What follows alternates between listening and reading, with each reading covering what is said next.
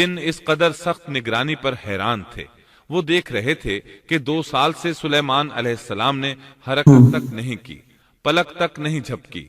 ادھر اللہ تعالیٰ نے دیمک کو سلیمان علیہ السلام کے عصا پر مسلط کر دیا۔ وہ اندر اندر لاٹھی کو کھوکھلا کرتی رہی، آخر لاٹھی ٹوٹ گئی، سلیمان علیہ السلام زمین پر گر گئے۔ اس وقت جنات کو السلام علیکم دوستو، آج آپ سے ذکر کریں گے حضرت سلیمان علیہ السلام کا، جس کو اللہ نے دنیا کے اندر بہت بڑی بادشاہت سے نوازا تھا۔ ایسی بادشاہت اللہ نے آج تک کسی کو نہیں دی۔ دنیا کی سب سے پہلی مسجد کون سی ہے اور دوسری مسجد کون سی ہے؟ مسجد الاقصی کو تعمیر کس نے کروایا تھا؟ جنوں کے دوارا۔ آئیے دیکھتے ہیں حضرت سلیمان علیہ السلام کا واقعہ۔ محترم سامعین، السلام علیکم ورحمۃ اللہ وعلیکم السلام۔ وبرکاتہ۔ کتاب و سنت کی اشاعت کے عالمی ادارے دارالسلام کی طرف سے آپ کی خدمت میں تخلیق کائنات اور تخلیق آدم علیہ السلام سے لے کر عیسیٰ علیہ السلام تک تمام انبیاء اور قوموں کا تذکرہ قصص الانبیاء پیش کیا جا رہا ہے۔ شروع اللہ کے نام سے جو بڑا مہربان نہایت رحم والا ہے۔ سورۃ النمل آیت 16 میں ہے، اور داؤد کے وارث سلیمان ہوئے، کہنے لگے لوگوں ہمیں پرندوں کی بولی سکھلائی گئی ہے اور ہم سب کچھ دیے گئے ہیں، بے شک یہ بالکل کھلا ہوا فضل الہی ہے۔ یہاں وراثت سے مراد مال نہیں بلکہ بادشاہت اور نبوت مراد ہے۔ اللہ تعالیٰ نے انہیں ایسا بادشاہ بنایا کہ ساری دنیا میں ان جیسا کوئی نہیں ہوا، آپ سے بڑھ کر بادشاہت بھی کسی کی نہ ہو سکی، کیونکہ خود سلیمان علیہ السلام نے یہ دعا کی تھی کہ الہی مجھے ایسی سلطنت عطا فرما کہ جو میرے بعد اور کسی کے شایان شان نہ ہو۔ کہا کہ اے میرے رب مجھے بخش دے اور مجھے ایسا ملک عطا فرما جو میرے سوا کسی شخص کے لائق نہ ہو، تو بڑا ہی دینے والا ہے۔ پس ہم نے ہوا کو ان کے ماتحت کر دیا، وہ آپ کے حکم سے جہاں آپ چاہتے نرمی سے پہنچا دیا کرتی تھی، اور طاقتور جنوں کو بھی ان کا ماتحت کر دیا، ہر عمارت بنانے والے کو اور غوطہ خور کو اور دوسرے جنات کو بھی جو زنجیروں میں جکڑے رہتے تھے۔ جن سلیمان علیہ السلام کے حکم سے بلند و بالا عمارتیں تعمیر کرتے تھے، دریاؤں میں غوطہ لگا کر ان سے ہیرے جواہرات اور موتی وغیرہ نکالتے تھے۔ دوسرے جو کام عام انسانوں کی طاقت سے زیادہ ہوتے تھے وہ آپ جنوں سے کیا کرتے تھے۔ جو جن آپ کے حکم سے سرتابی کرتے یا شرارتیں کر کے کام میں رکاوٹ ڈالتے یا دوسروں کو تنگ کرتے تو آپ انہیں زنجیروں میں جکڑ کر جنوں کو قید کر کر، اور یہ آپ پر اللہ کی طرف سے بہت بڑا انعام اور احسان تھا، جیسا کہ اللہ تعالیٰ سورۃ صاد آیت 39 میں فرماتے ہیں، یہ ہے ہمارا عطیہ، اب تو احسان کر یا روک رکھ، کچھ حساب نہیں۔ اللہ تعالیٰ نے سلیمان علیہ السلام کو ان پر قبضہ اور اختیار دے دیا اور فرمایا اب آپ کی مرضی، آپ انہیں سزا دیں یا درگزر کریں، کسی کو کچھ دیں یا روک لیں، آپ کے لیے سب جائز ہے۔ دوسرے مقام پر اللہ تعالیٰ سورہ سبا آیت 12 میں فرماتے ہیں، اور اس کے رب کے حکم سے بعض جنات اس کی ماتحتی میں اس کے سامنے کام کرتے تھے، اور ان میں سے جو بھی ہمارے حکم سے سرکشی کرے ہم اسے بھڑکتی ہوئی آگ کے عذاب کا مزہ چکھائیں گے۔ اس طرح اللہ تعالیٰ سورہ سبا آیت 13 میں فرماتے ہیں، جو کچھ سلیمان چاہتے جنات وہ تیار کر دیتے، مثلا قلعے، مجسمے اور حوضوں جیسے پیالے اور چولہوں پر جمی ہوئی مضبوط دیگیں۔ اے آل داؤد اس کے شکریہ میں نیک عمل کرو، میرے بندوں میں سے شکر گزار بھی ہیں۔ یعنی جنات سلیمان علیہ السلام کے حکم کے مطابق بڑے بڑے محل، مساجد، قلعے، مختلف مساجد کے ماڈل یا سینریوں کے ماڈل، بڑے بڑے تھال اور اتنی بڑی دیگیں بناتے تھے جو بوجھل اور نقل و حمل کے قابل نہ ہونے کی وجہ سے کسی خاص مقام پر نصب کر دی جاتی تھی، اور یہ آپ پر اللہ تعالیٰ کا عظیم احسان تھا۔ اس کے علاوہ دیگر معجزات سے بھی اللہ تعالیٰ نے آپ کو سرفراز فرمایا تھا، جیسا کہ سورۃ الانبیاء آیت 82 میں اللہ تعالیٰ فرماتے ہیں، اسی طرح بہت سے شیاطین بھی ہم نے اس کے تابع کیے تھے جو اس کے فرمان سے غوطہ لگاتے تھے، اور اس کے سوا بھی بہت سے کام کرتے تھے، ان کے نگہبان ہم ہی تھے۔ یہ تمام اقتدار اللہ تعالیٰ نے آپ کو عطا کیا تھا۔ آپ کے معجزات میں سے ایک معجزہ یہ بھی تھا کہ ہوا آپ کے لیے مسخر یعنی مطیع و فرما بردار تھی۔ اللہ تعالی سورہ صاد آیت 36 میں فرماتے ہیں، بس ہم نے ہوا کو ان کے ماتحت کر دیا، وہ آپ کے حکم سے جہاں آپ چاہتے نرمی سے پہنچا دیا کرتی تھی۔ اللہ تعالی سورۃ الانبیاء آیت 81 میں فرماتے ہیں، اور ہم نے تیز و تند ہوا کو سلیمان کے تابع کر دیا، جو اس کے فرمان کے مطابق اس زمین کی طرف چلتی تھی جہاں ہم نے برکت دے رکھی ہے، اور ہم ہر چیز کا علم رکھنے والے ہیں۔ اسی طرح اللہ تعالی سورہ سبا آیت 12 میں فرماتے ہیں، اور ہم نے سلیمان کے لیے ہوا کو مسخر کر دیا کہ صبح کی منزل اس کی مہینہ بھر کی ہوتی تھی اور شام کی منزل بھی مہینہ بھر کی ہوتی تھی۔ دیگر معجزات کی طرح اللہ تعالی نے سلیمان علیہ السلام کو یہ معجزہ بھی عطا فرمایا کہ تیز و تند ہوا کو ان کا تابع فرمان بنا دیا۔ آپ اس ہوا کو جس طرح کا حکم دیتے وہ حکم کی تعمیل کرتی، اور اس طرح آپ ایک ماہ کا سفر چند گھنٹوں میں طے کر لیا کرتے تھے۔ داؤد علیہ السلام کو تو اللہ تعالیٰ نے لوہے کی ڈھلائی کا کام سکھایا تھا، جبکہ سلیمان علیہ السلام کو لوہے کی ڈھلائی کے علاوہ تانبے کی ڈھلائی کا فن بھی سکھایا۔ یہ اللہ کی طرف سے قدرتی سیکھ کر آئے تھے۔ آیت 12 میں اللہ تعالیٰ فرماتے ہیں، اور ہم نے اس کے لیے تانبے کا چشمہ بہا دیا۔ اس چشمے میں پانی کی بجائے تانبا بہتا تھا، آپ اس سے جو چاہتے بنا لیتے۔ آپ گھوڑوں کو بہت پسند فرماتے تھے، آپ کے پاس بہت سے گھوڑے تھے۔ اللہ تعالیٰ سورۃ صاد آیت 30 تا 33 میں فرماتے ہیں، اور ہم نے داؤد کو سلیمان عطا فرمایا جو بڑا اچھا بندہ تھا اور بے حد رجوع کرنے والا تھا۔ جب ان کے سامنے شام کے وقت تیز رو خاصے کے گھوڑے پیش کیے گئے تو کہنے لگے، میں نے ان گھوڑوں پر اپنے پروردگار کی یاد کو ترجیح دی یہاں تک کہ آفتاب غروب ہو گیا۔ ان گھوڑوں کو دوبارہ میرے سامنے لاؤ۔ پھر تو ان کی پنڈلیوں اور گردنوں پر ہاتھ پھیرنے لگے۔ گھوڑے 20,000 سے زائد تھے۔ گھوڑوں کے معائنے میں ان کا روزمرہ کا ذکر رہ گیا، تب انہیں ذکر الہی کا خیال آیا، جس پر انہیں سخت صدمہ ہوا اور کہنے لگے کہ میں گھوڑوں کی محبت میں اتنا گم ہو گیا کہ سورج غروب ہو گیا۔ تو ان گھوڑوں کو دوڑایا کہ وہ نظروں سے اوجھل ہو گئے، پھر انہیں دوبارہ طلب کیا اور پیار محبت سے ان کی پنڈلیوں اور گردنوں پر ہاتھ پھیرنا شروع کر دیا۔ امام بخاری نے ابو ہریرہ رضی اللہ عنہ سے روایت کی ہے کہ ایک مرتبہ سلیمان علیہ السلام نے ارادہ کیا کہ اس شب میں اپنی بیویوں کے ساتھ اس دیواجی فریضہ ادا کروں گا تو میری ہر ایک بیوی سے لڑکا پیدا ہوگا اور وہ میدان جہاد کا مجاہد بنے گا، لیکن اس ارادے کے ساتھ انشاءاللہ کہنا بھول گئے۔ اللہ تعالیٰ کو جلیل القدر پیغمبر کا یہ طرز پسند نہ آیا، چنانچہ اللہ تعالیٰ نے سلیمان علیہ السلام کے اس دعوے کو اس طرح غلط ثابت کر دیا کہ تمام بیویوں میں سے صرف ایک بیوی کے ہاں مردہ بچہ پیدا ہوا۔ تب سلیمان علیہ السلام کو انشاءاللہ نہ کہا کہ یہ انشاءاللہ نہ کہنے کا نتیجہ ہے، چنانچہ انہوں نے فوری توبہ کی اور انشاءاللہ کہنے کو اپنا معمول بنا لیا۔ اللہ تعالیٰ نے آپ کو فیصلہ کرنے کی زبردست صلاحیت عطا فرمائی تھی، تبھی تو کہتے ہیں کہ ہر بات میں انشاءاللہ بولا کرو۔ اور داؤد اور سلیمان کو یاد کیجئے جبکہ وہ کھیت کے معاملے میں فیصلہ کر رہے تھے کہ کچھ لوگوں کی بکریاں اس میں چر چگ گئی تھیں اور ان کے فیصلے میں ہم موجود تھے۔ ہوا یہ کہ دو آدمی ہمسائے تھے، ان میں جھگڑا ہو گیا۔ ان میں سے ایک کے پاس کھیت تھا، اس میں اس نے فصل بو رکھی تھی، دوسرے کے پاس کچھ بکریاں تھیں۔ بکریوں کا چرواہا رات کے وقت دیوار والے دروازے کو بند کر دیتا تھا تاکہ بکریاں نکل کر فصل کو نقصان نہ پہنچائیں۔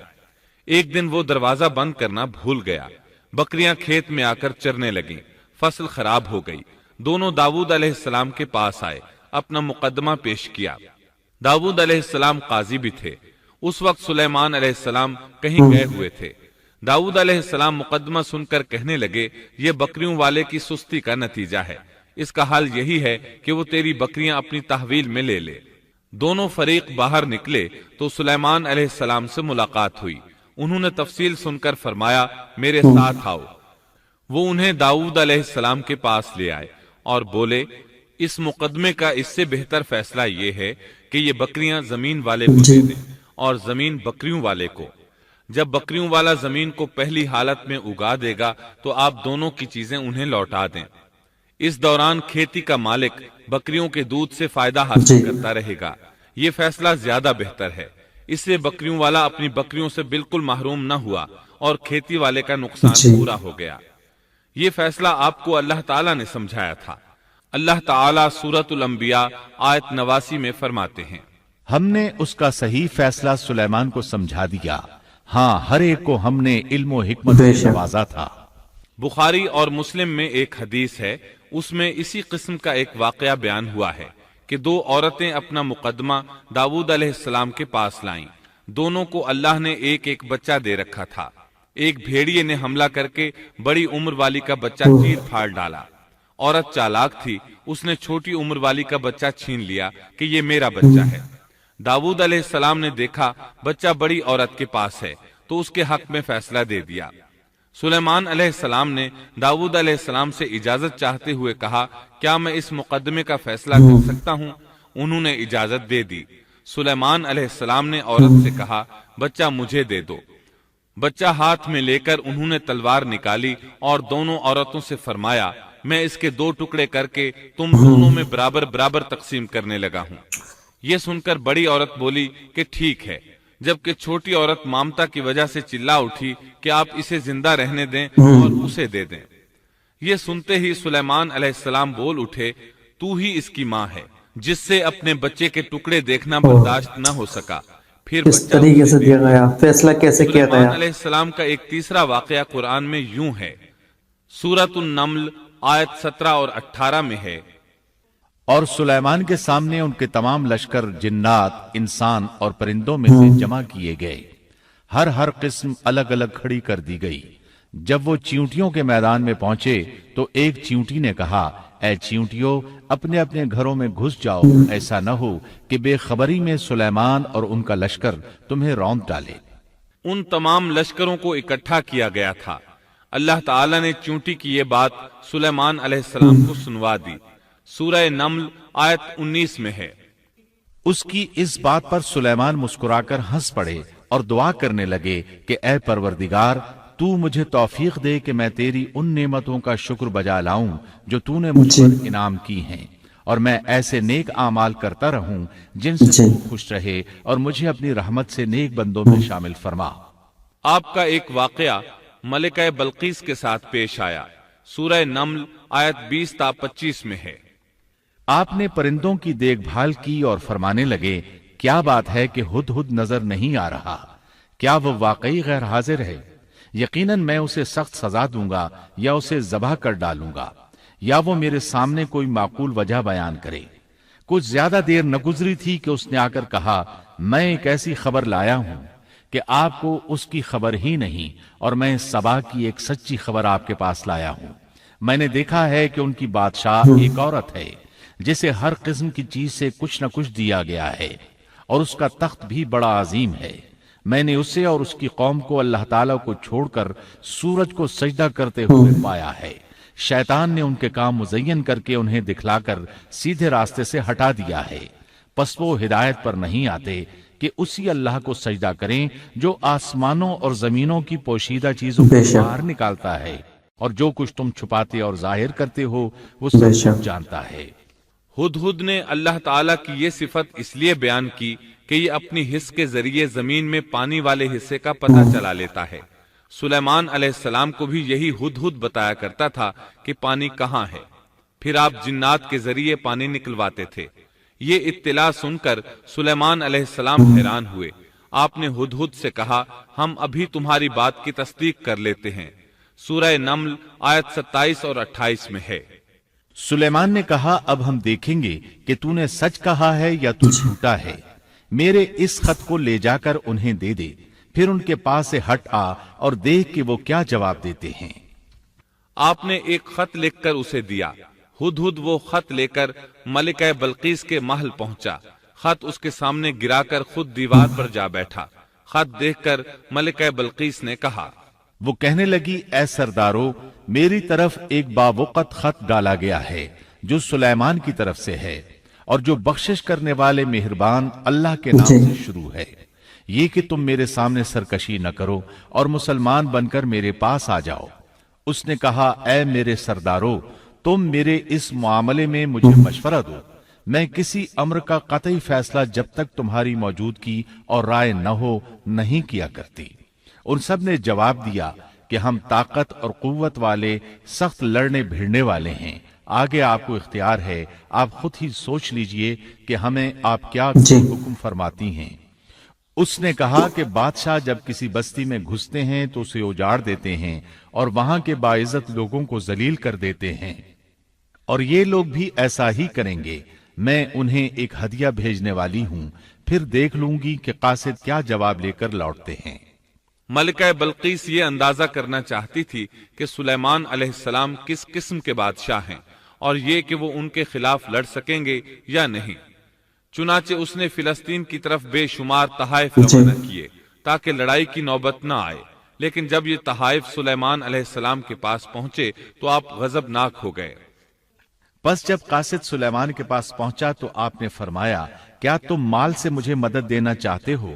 مجھے تو میرے رب نے اس سے بہت بہتر دے رکھا ہے جو اس نے تمہیں دیا ہے، بس تم ہی اپنے طریقے سے خوش رہو۔ جا ان کی طرف واپس لوٹ جا، ہم ان کے مقابلے پر وہ لشکر لائیں گے جن کے سامنے پڑنے کی ان میں طاقت نہیں، اور ہم انہیں ذلیل و پست کر کے وہاں سے نکال باہر کریں گے۔ قاصد ان کا جواب سن کر اور یہ صورتحال دیکھ کر دہشت زدہ ہو گئے۔ انہوں نے بلقیس کے پاس جا کر ساری حقیقت بیان کر دی۔ ملکہ بلقیس نے انہیں پیغام بھجوایا کہ ہم اسلام قبول کرنے کے لیے تیار ہیں۔ سلیمان علیہ السلام تک اس کا پیغام پہنچا تو آپ اپنے درباریوں کی طرف متوجہ ہوئے۔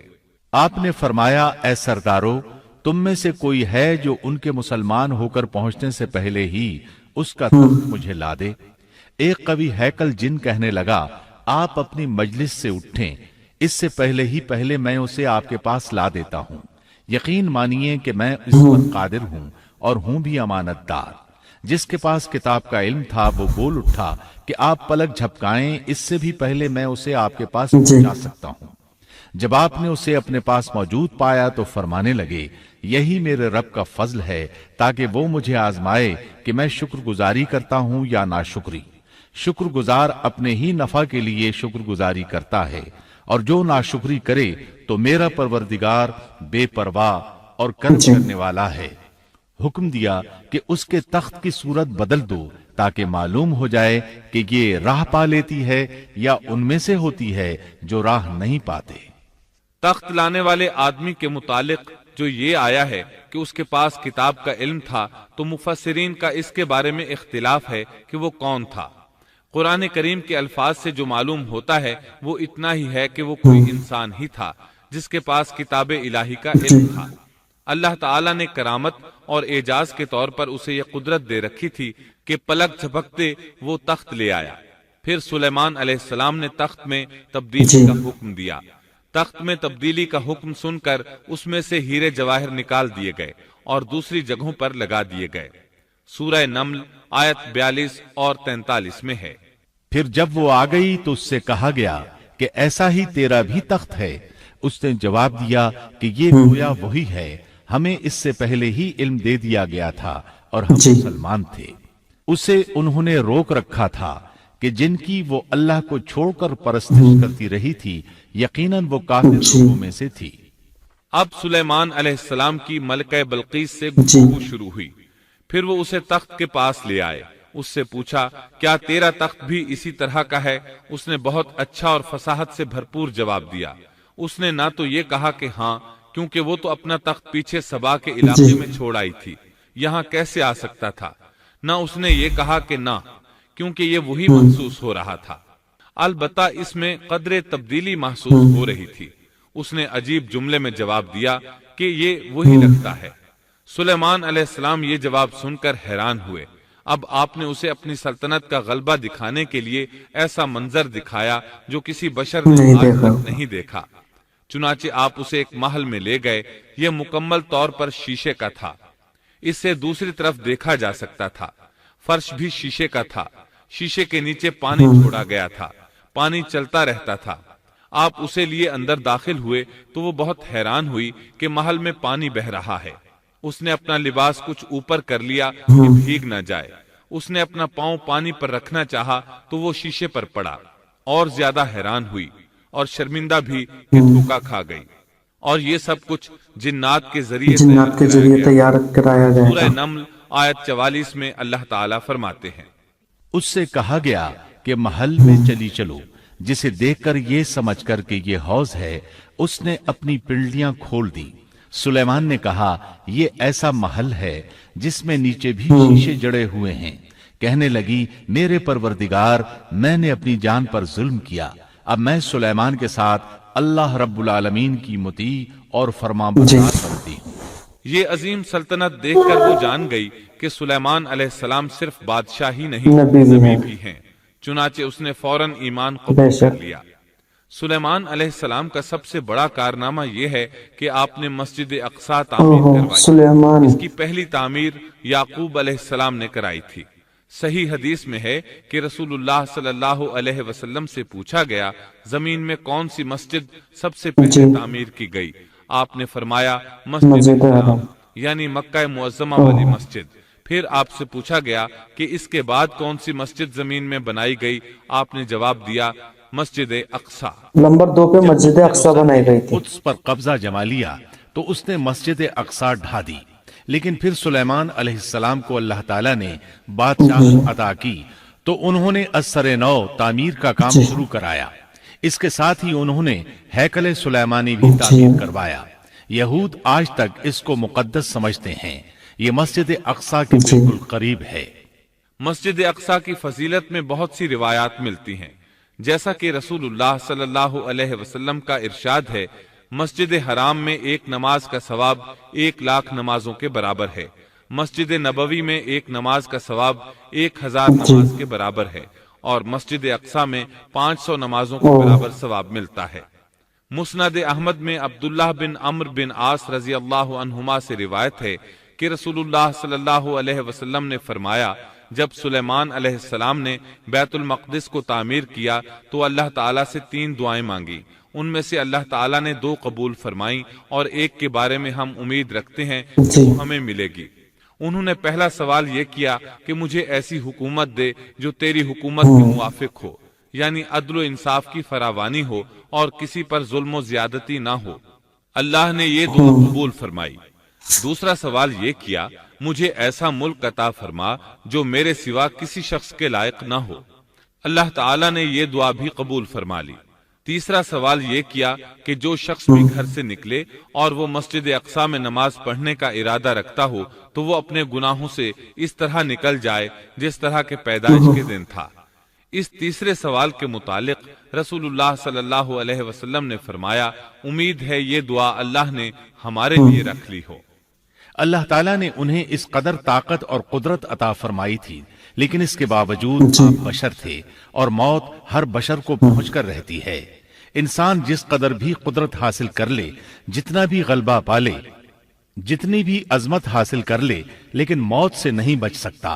اللہ تعالیٰ نے تو نبی کریم صلی اللہ علیہ وسلم کے متعلق فرمایا ہے، سورۃ الزمر آیت 30 میں ہے، بے شک خود آپ کو بھی موت کا مزہ چکھنا ہے اور یہ سب بھی مرنے والے ہیں۔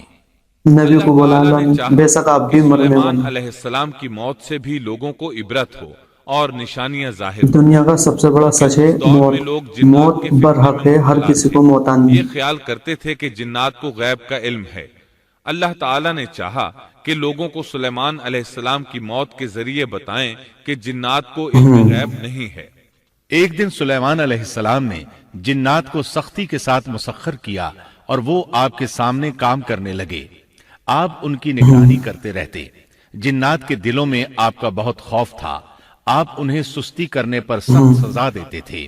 آپ کھڑے ان کی نگرانی کر رہے تھے۔ اس وقت آپ کی عمر 150 سال 150 سال۔ جنات بیت المقدس کی تعمیر میں مصروف تھے۔